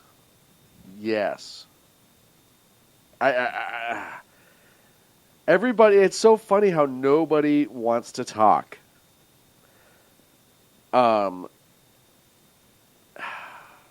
He pled the Fifth, and he's done this once before too. But he's pled the Fifth through everything, and they offered him immunity to testify, and he's still pleading the Fifth. That tells you something. That tells you how afraid this guy is of Hill Dog and what she has. Think about that for a second. If it comes out now and he gets indicted, or there's some sort of criminality that's found that he did, that plea deal goes away, right? He's going to get charged because he did not choose to take the immunity. Well, it's like we talked about last week. Clinton was pointing it out. You know, why not go after that guy? He's the bird in the hand if you're not going to get Hillary. Right. But here he is. He says no to the immunity, pleads the Fifth, opens that door that he could end up in jail someday. However, it tells you the reach that the Clintons have. And everybody in the inner circle knows that if you cross the Clintons, just like Colin Powell's meme, you could end up belly up somewhere. And this guy is so... It's like... all I can equate it is The Godfather, right? When what's his name gets brought in front of the House Oversight Committee, and they're questioning him, and sitting in the back row is his uncle, and he was all ready to spill the beans on the whole family. Right. And they got his uncle in the back row, and he just keeps smiling every time. And then all of a sudden, he doesn't remember. I don't recall. No, that's not what happened. Right. Yeah, Sangelo. That was it. Right. You know, I don't remember saying any of that. Yeah, and Michael's in the back with his uncle, right?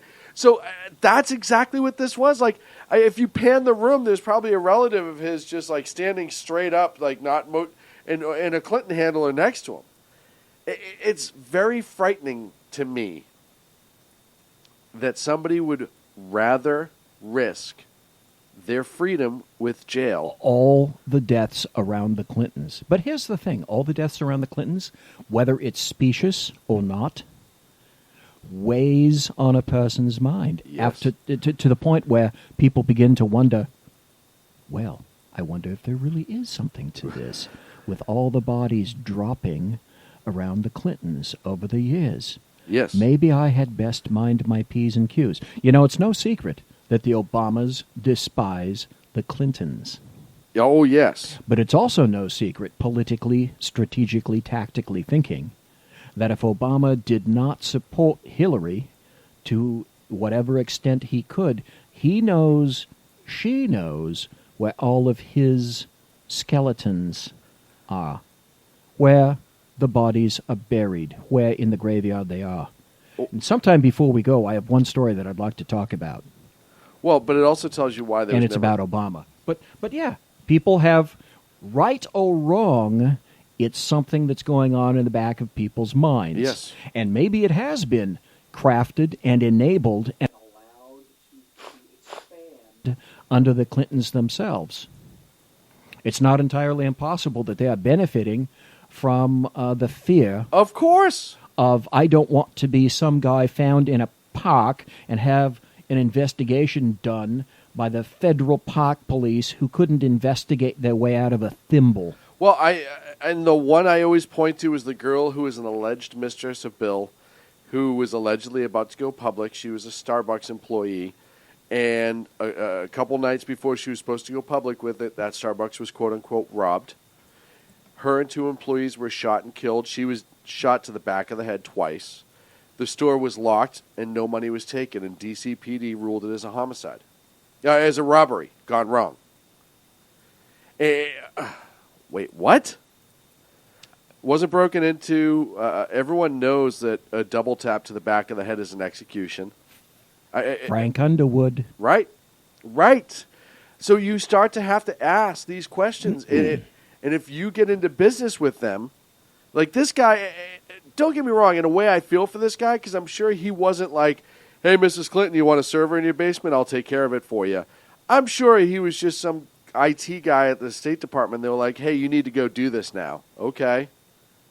And now he's stuck in the middle. Yeah, and he made some money.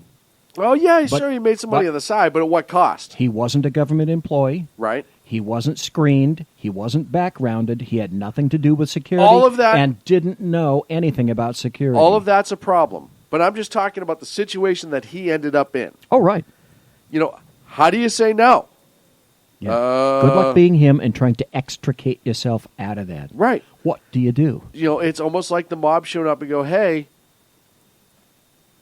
you know, a lot of windows get broken around here. But if you pay us to watch your shop, the windows won't get paid. You don't have a choice. When the State Department comes to you or the Clintons come to you and go, hey, I need you to set the server up in this house. Yes, you could back out of it, but at what cost? You know, what skeletons does this guy have in his closet? Or maybe his other family members that work for the State Department. Who knows? And he just, okay, a couple $100 and I'll do it. So now he's to the point where he's like, I could either testify against them and get immunity, or I could just plead the fifth. Is that an omen of things to come? So as we're sitting in studio talking about the Hill Dog, we need to explain that. Yeah. So something just happened, ladies and gentlemen. That's astounding. And I will tweet it. I will tweet the pictures. Follow me at Edge of Liberty on Twitter if you want to get. Lord. So when we were in Vegas at one of the events at Freedom Fest, they were giving out these fake Hillary heads, fake Trump heads, and Gary Johnson heads. Right, oversized, eyes cut out. People could wear them like masks. We got a couple to bring back to the studio. We had them put up on the wall with pins. So Johnson fell early. Johnson fell last week, and I haven't been able to get him back up. And that joke is not a joke. That's the reality. It's just there's something to do with the signage. Trump was directly under Hillary. As we're having this conversation, yes. I kid you not, the Trump mask goes sailing off the wall onto the floor. And who's the only person left on that wall? Hillary Clinton. And I'm going to tweet it at Edge of Liberty. That is absolutely hysterical. That's... And just so you know, I tell everyone, we're not that talented to be able to make that happen. No. We couldn't write that. No. I wish I had video rolling of that. It's like, just as we're talking about Hillary Clinton, there she is. She got another one. She got another one. Only woman standing. Only woman. There can only be one. Two men and a woman enter. One woman leaves. There can only be one. We're up against a break. When we come back, oh, man.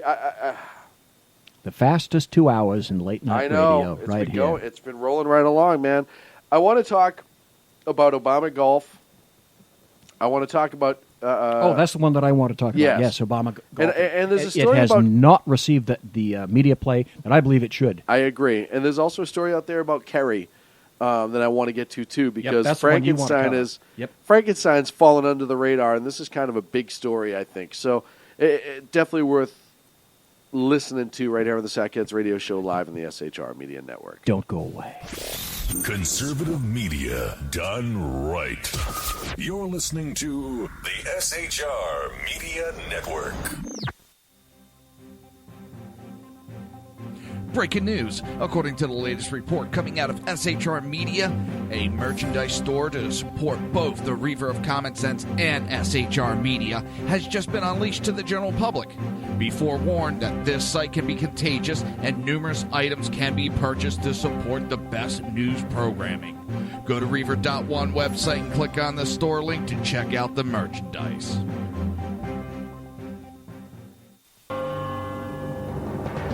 Hello, I'm Matt, a student at Hillsdale College. Here is Hillsdale President Larry Arnn on the continuing relevance of the Constitution. Many argue today that the Constitution is outdated because it addresses problems peculiar to the 18th century. Some parts of the Constitution do read rather quaintly. Consider the injunction against titles of nobility in Article 1, Section 9 of the Constitution. But is that so outdated?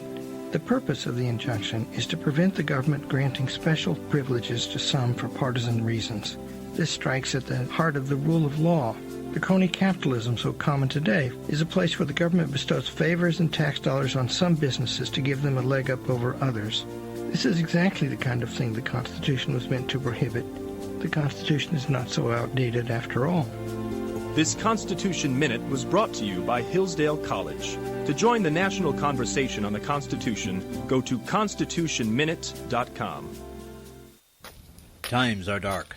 The people misled by corrupt politicians, lied to by establishment media, and deceived by the false messages of Islam. A nation in confusion needs a guide. It needs a man with a cane. I'm Dave Milner.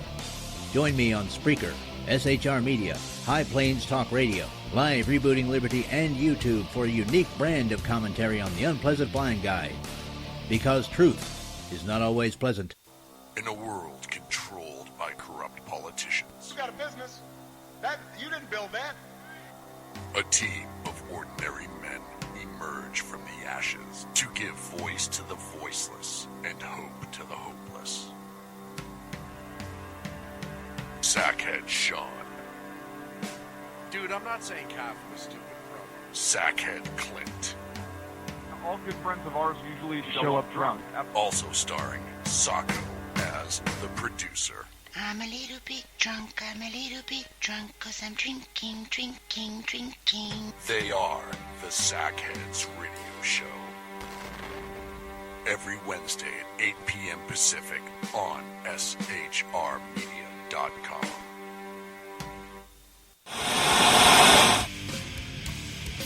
Beware, the Jersey Takeover is here. Every Monday through Friday, 11 a.m. to 1 p.m. Eastern Standard Time. You can catch the Reaver Common Sense Show, hosted by Jersey Joe, right here on SHRmedia.com and HighPlainsDailyNews.com. Only Jersey can deliver hell like no one else, so consider this your fair warning.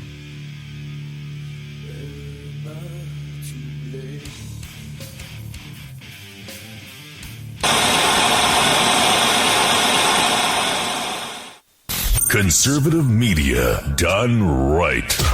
You're listening to the SHR Media Network. Welcome back to the Sackheads Radio Show live in the SHR Media Network. Kent says, Shaun and Mark, that's a warning. Measure your words, for their distance may be shorter than you think.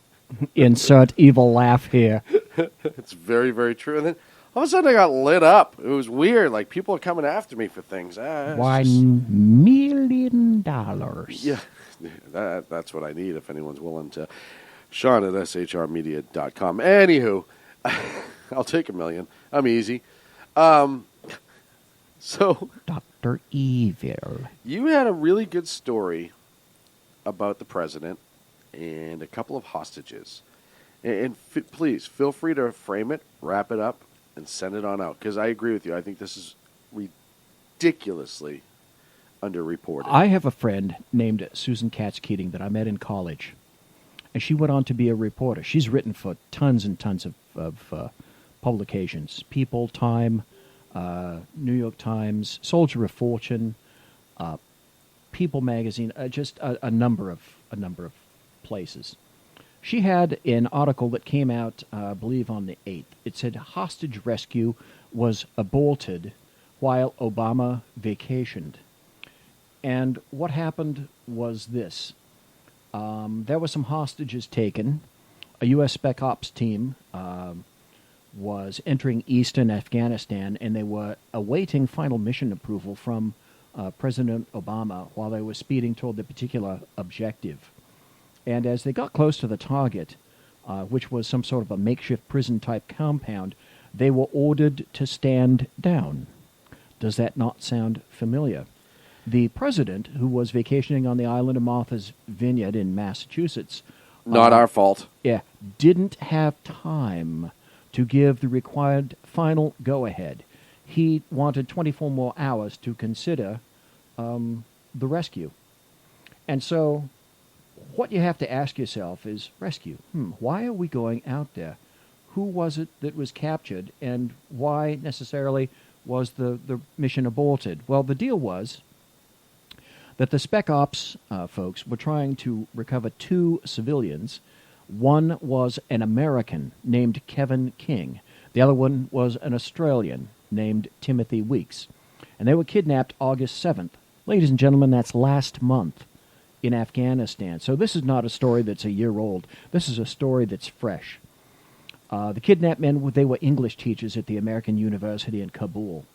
And so the State Department officials said that we are aware of reports that a U.S. citizen was kidnapped in Kabul. Due to privacy considerations, we are unable to comment any further. So what happened is that over the course of 2 weeks, the next 2 weeks, the Obamas went on a lovely holiday marked by trips to the beach at Martha's Vineyards, dinner with friends, and round after round after round of golf. The hostages didn't have the luxury of time, said an official with knowledge of the events. The president was on vacation. How could he not find time to approve this mission? 6,500 miles away in Afghanistan, however, efforts were underway to recover King and Weeks. Everybody that had the ability to rescue them was trying to find them and be in a position to rescue them, said one security source. Okay, so resources are in place, operators are primed, and the plans are in hand. The mission needed only one more thing. It needed the final go-ahead from the president, authorizing the rescuers to execute. In one ready room, the radio crackled to life. Instead of delivering the expected verbal green light, the voice on the radio gave this news. The president can't make time on his schedule to give the go-ahead. So the operators stood down. The vacationing president waited 24 hours. He wanted it pushed back 24 hours. The commandos peeled off. They went back to the base. The base, no one knows where it's located because she could not get that particular source. 24 hours later, yes, President Obama did authorize the mission. So they assaulted the compound. They knocked down the walls. People were killed. It was a high-profile breach. So the question is, were the hostages there, and were they freed? So the commandos asked the people on the scene after engaging in a bitter firefight where people were not killed. Luckily, none of the commandos were killed. But the people on the scene, the commandos said, okay, where are the hostages, King and Weeks? And the answer was the hostages had been moved yesterday. 4 hours prior. 4 hours prior. The security source said, they're gone. They vanished. And guess what? No one knows where they are now. So Obama golfs while American hostages are moved. And that's how much your president cares about you. It amazes me to this day. That wasn't yesterday. Excuse me, that wasn't last year. That wasn't 2008. That was last month. Well, he is so indifferent to the right thing. And we can discuss his motives and all this, but the simple fact of the matter is the right thing is easy. You have the opportunity to save an American and an Australian, a close ally of our nation, who were in Kabul, in a war zone, trying to do their part, and they get kidnapped. And then you have the operators who develop intelligence to locate them and save them. All that hard work and the risk to the intelligence gatherers. Yes, all these lives And then were placed in jeopardy. You have the initiative, right? When you're the operating team, you have that initiative. Hey, we know where they are. We're ready to go. We can take them by surprise. This is what we do, blah, blah, blah, blah, blah. And you get to a seemingly indifferent commander-in-chief.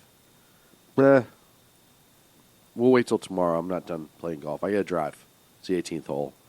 I want to get to the 19th hole and then start over again. I have guests. I don't have time for this petty shit. I have people here visiting me. I'm the president, for God's sakes. Here's why he didn't do it. What political hay could he have made out of this? In other words, Obama and Clinton only act when it's in their best interest. Now, what political hay or best interest could have been pulled out of this particular, at this point in his career, what could he have made out of it? Except that somehow he allowed an American to be captured. Right.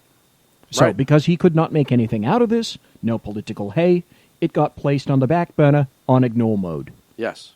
Yes. That's what he was thinking. And you know what? And I try to think like I'm a politician sometimes when I read stories like this. And, there's other mitigating factors. And this is one of those things where you're like, I have the best special force operator in the world. I have amazing intelligence. And I have a chance to get one of our people back and one of our allies' people. I'm not putting this off. It's and that doesn't always happen. When all of the things that need to come into congruency for an op to be successful and they all dovetail, that does not frequently happen. And when it does, you must take advantage of it. Well, and you have to look at, they always get down at conservatives for being hawkish, right? And warmongers and all this other stuff. But I think a lot of times when we say, hey, something needs to be done, those of us on the right understand the tactical side of it, the military side of it, of when you have the initiative and you have the ability, you have to take that strike when you can. Bill Clinton was no different. Had a chance for bin Laden, no answer. CIA sniper team with bin Laden well before 9/11. Had a chance to take him out, no answer at the White House. I think that was 94 or 95. Yeah. No answer at the White House. They got an answer, hey, we'll call you back, and that was it. And then they lost the initiative. You've seen this with Obama in Syria. It was a red line.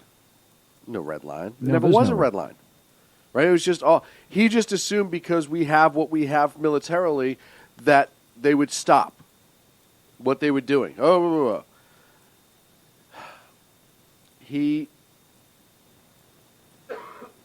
I apologize. I understand when people say he hates Americans. There are times that but this isn't even warmongering. This is a chance, like he did with bin Laden. This is a chance to say, how can you say that I don't look at, I gave this order. I remember bin Laden, how quick he was to take all the credit for that. He loved throwing that out there. The media loved it too. Oh, he's the president that got bin Laden. And I said, and Clint and I had an argument about this when that happened on the show. He's like, hey, you know what? I give him credit. He gave the order and they got him. And I said, I don't give him shit. I said, any president would have to say yes to that order. Yes, it's the Ken McClinton stopped clock syndrome. Yes. You had to say yes. You had to be, anyone would have been right. So I don't give him credit. No, it doesn't take, it's not pat on the back time for doing the obvious. He's a legacy guy, right? If it came out, he's so worried about his legacy. If it came out that he didn't take the shot when he had it, it would destroy his legacy. Dave is right in chat when he says Obama thinks that we deserve everything that we get. Yeah. Obama, I believe, thinks that the United States needs to be knocked down a peg or two, and he's just the guy to do it. Right. Has no problem doing it. I agree to a point. Again, when it comes to Obama and stuff like this, I look at it like the Clintons. We have so much evidence that anything can be underhanded and possible, and in your face about it. When you look at, I go back to the IRS and how he claims he didn't know the targeting was going on, but yet the head of the IRS visited the White House 100 and something times. Like, it's so in your face with him that I'll believe anything at this point, because it's just over and over and over again for the last 8 years. The torture never stops. I mean, we literally get the fist whenever something like this happens. And now these people could possibly be dead because he waited. And it's... Well, see, what happens in this, He in the gets so hostage friggin' situation in pissed the off. Middle East, there are so many separate elements that are vying for hostages. So when you have a hostage and they're taken and you actually find somebody, he ought to know, and people should be telling him and advising him, that it's a golden opportunity if you have it, take it, because if they're not taken and rescued immediately, these people get sold... Oh, yeah. To the person that will pay the most. highest. Oh, yeah, no. They and you don't know who those are. And, They right. could be Pashtun. Those guys could be in Pakistan. They could be back in Syria. You have no idea who wants to pay for those guys. Yep. It's And crazy. through how many hands they will go and how many places they will see. And he friggin' blew it. At the Yes. end of the day, he blew it. I'd And- like to make one final comment, and then it's getting Of close. course. I know we need to go to your story next about John Kerry, because I want to hear what you have to say about that. My final comment about that is this, and I would like to see if people agree in the chat, and you yourself, Shaun. I think leftists, Democrats, progressives, etc., whatever name you wish to apply, I think they have absolutely no concept of how humans react. Value. Of human nature. There's no value to human life. It's not even a value of human life. They don't understand how people think. They don't believe that China, Putin, that they are bullies. They are bullies. And it's no more complicated than when you are faced with a bully, you stand up to a bully. I agree to that to a point. I think it's such a bubble effect life. Yeah, just like I was pointing out, they're isolated, completely isolated. I think it's one of those things and that they do it, and that is quite purposeful. I agree. I agree. It's intentional ignorance, and I also, and I wouldn't even call it ignorance at this point. It's just intentional. But I also think that they believe they're trash, and in their head, I wouldn't do something like that. Why would somebody else do that? They don't. They're ignorant of human nature. Yeah. They don't think that people can not think the way they do. Right, which is why they think socialism will work. Because we've talked about this with socialism before. If every person involved in that socialism country, whatever, then yes, in theory, it could work. But as soon as one person says, not doing it, it's done. Not the totalitarian side. I'm just talking about socialism economy, right? You won't grow anything. You won't have the capitalistic grow and that opportunity for things to get bigger. But if you take that quote-unquote perfect society where everybody does their fair share and pays, et cetera, which will never happen, in theory, it could work. And for whom does socialism benefit the leaders. the most? The leaders. Oh, we all know that. Yeah. I'm just talking about the simple act of socialism, as silly as that sounds. But the theory behind it, if everyone does their fair share, then we will all succeed together, is kind of how they sell it. And if that was 100% true, if you could get every person in that economy to do it, as soon as one falls off, it's done. You know, what's happening right now in Britain, in the UK with NHS? It's tanking. Of course it's tanking. Of course it is. We knew this. Economists have been... none of that's a shock. And everyone refers to the UK, to Canada, as having wonderful medical programs that we must emulate. Right.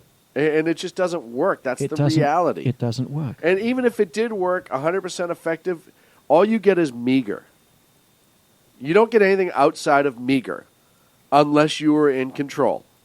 But the average person, it's just meager. Like I said, Socialism, even when they have money coming in, look at Venezuela. We can talk about this time and again. Still a massive failure. But I want to move on to John Kerry. Yes, let's hear about John Secretary Frankenstein. Friggin' Kerry. John friggin' Kerry. A report came out in the Daily Caller a couple days ago that more than $9 million in state Department of State cash has been funneled via the Peace Corps to a nonprofit organization started and run by his daughter. I want to rephrase that again, or repeat that rather. $9 million in State Department money, he is the Secretary of State, has been funneled through the Peace Corps. Oh, that's weird. When you funnel something through another entity, it's kind of like you don't want it to come back to the original. Whatever. And then through a nonprofit started and run by Secretary of State John Kerry's daughter, according to documents obtained by the Daily Caller. See, the department... That's not even original. Not even, right? The Department of State funded a Peace Corps programs created by Dr. Vanessa Kerry and officials from both and other officials from both agencies. The Peace Corps then awarded the money without any competition to a nonprofit Kerry created for that program. Initially, the Peace Corps awarded Kerry's group, now called Seed Global Health, a 3-year contract worth $2 million of State Department money. Her father was then the chairman of the Senate Committee on Foreign Relations, which oversees both the State Department and Peace Corps.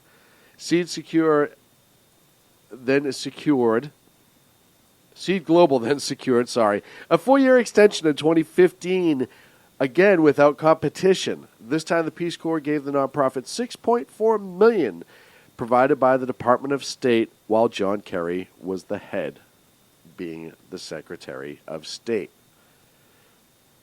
When we talk about crony politics and Chicago-style politics, and one hand washes the other, and I'll take care of my own, there's another story out there that I'm not even going to have time to cover right now, how Obama was essentially auctioning off ambassador positions via donations, and was very open about it. Kerry, another one, funneling all this money to his daughter. Well, if not her, then who? Exactly. Hey, what the hell? Charity begins Here's at home. the best part. She's a Heinz. She doesn't need any money. They're worth a boatload of cash. And yet, still, this theory of, I'm going to get my kid a job, so I'll just have him make this fake foundation and then put all this government money into it so she seems important, and that way when she runs for office later, she has this under her belt. And I guarantee you she's going to run for office later and use this, her time as CEO of the Seeds Company or whatever it was, as part of her leadership skills. And it's a $9.4 million political project is all it is. And when you're being, listen, if she started this and there was a competitive bidding with 50 other companies and hers was legitimately the best, okay. But when there's zero competition and you're just getting the friggin' check, and I would love to see the audit of this nonprofit on what she spent that money on for travel, business, all that other stuff. Because even though she has an ass ton of money, you know they paid for everything. Oh, audit, perish the thought. Yeah. It's just...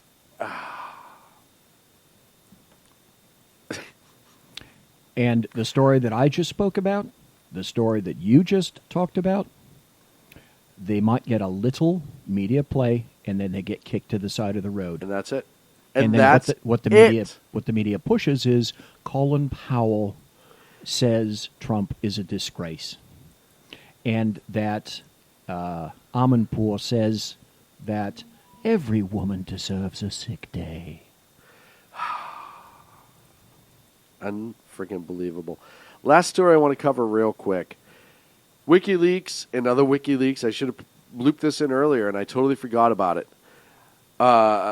Released some more emails from the Guccifer 2.0 hacks. Essentially, comes out with the fact that Obama, as I said before, was auctioning off positions to be an ambassador. essentially, people were buying state political ambassador positions, or federal, but for the Department of State, they fall underneath that. The high-profile donors from 2008 and the ambassadorships that they received, scroll that back up there, there it is, were just amazing. It's a pay-to-play system. As a matter of fact, one of the official emails from a DNC staffer was with a law firm, and she said, hey, we need to go over our process for handling donations from donors who have given us pay-to-play letters. Let me rephrase that. There's an email from a DNC staffer to an attorney saying, we need to go over our process for handling donations from donors who have given us a pay-to-play letter. The second largest donor was a guy by the name of Julius Genachowski, donated under $3.5 million to the DNC and OFA. In exchange, he was appointed chairman of the FCC by Obama in 2009, so he bought the FCC position. Nice. The third largest donor was a guy by the name of Frank Sanchez, donated just over $3.4 and was appointed the Undersecretary of Commerce for International Trade by the president in 2010. The number one donor, $3.5 million, Matthew Barzun, who served as the ambassador from Sweden from 2009 to 2011. That's a cush gig. Oh, that's terrible. Oh, yeah. The heartache that Sweden creates. Served as the president, national finance chair during his 2012 re-election campaign, and he also serves as the U.S. ambassador to the UK as we speak. And when you go through and tell me that the president played golf instead of making an important decision, I have no problem believing it. Why? Because we see the ridiculousness of the left through their own actions. They created this. This is their work. You have a DNC staffer admitting to pay to play. People buying ambassadorships. You know, you're supposed to be an ambassador because you're appointed, because you can do good in that position for the person you are, not what you purchase. And this story is not getting any play. I found this on the Observer.com. The president and the DNC were auctioning off ambassador positions. It's funny to me how a president who had such little concern for an ambassador in Benghazi, but had a lot of concern about ambassadorships as long as he was getting paid. If you want to look at the ridiculousness of the left, and if you really think Hillary Clinton's going to be a lot different than this guy, sorry, it's only going to get worse. Because they're in your face scandalous. He tries to hide it. They don't care. It's like the guy who will walk up in the middle of a street with 1,000 people and stab somebody. No fucks given. Not afraid. And neither are they. Well, emboldened, as they are, from the American media maggots. Right. Completely emboldened and supported. Yep. And even though everyone says, oh, other administrations have done it, this guy's done it more. And it doesn't matter if others have done it, it's still not right. No. It's not right. Folks, that's it for the Sackheads Radio Show this week. Thank you so much for joining us. Bloviatingzeppelin.net. Sir, thank you very much for sitting in this evening. It's much appreciated. Thank you. It is always a pleasure. I enjoy it ever so much. Shaun is a wonderful individual. Don't tell everyone. Not so much Clint. Oh, that's right. I can say that. Exactly. I can say that. He's not here. Exactly. And he's not going to listen anyway. So I can say it. I can get away with it. Next week, if I'm here, I'll be saying, Clint, great to see you. We missed you terribly. Where you been? What did you do? I love you, man. Thanks, buddy. Oh, man. I have a good time. Thanks for having me on, sir. It's a pleasure. Make sure you start out tomorrow morning. Jersey Joe kicks it off with the Reaver of Common Sense. Jersey Joe's a right great here on the guy. SHR Media Network. Yep. Awesome guy. Love Jersey Joe, even with his crazy accent. Hey, Agador's right. Agador's back, and he's been dropping some knowledge. So make sure you go look up the Unpleasant Blind Guy on SHR He was Media. great, by the way. If people missed it, you need to go back and listen to the podcast. He was great on Ken's show on Monday. Oh, he's always awesome. Agador is always amazing. And, of course, the exceptional one, Ken McClinton, all the other great shows. By the way, our friends over at High Plains Pundit do have Michael Savage now as part of their lineup on High Plains Talk Radio. You can get the link on SHR Media if you want to listen via that way. We will talk to you next Wednesday at 8 p.m. Pacific, 11 on the East Coast. Stick around. We are ready to rock and roll. Live from Studio One, this has been the Sackheads Radio Show. The best late-night conservative talk show in America, Sackheads Radio. And listen, there are no people better on the air to give you the best in conservative talk than Sackhead Shaun and Sackhead Clint. And we're working on the immigration papers for a certain other guy who happens to work here, too. For those who are tuning in around the world to the best in late-night conservative talk, Sackheads Radio. Sack News. Sack News. Radio. Sack News. Sack News. Radio.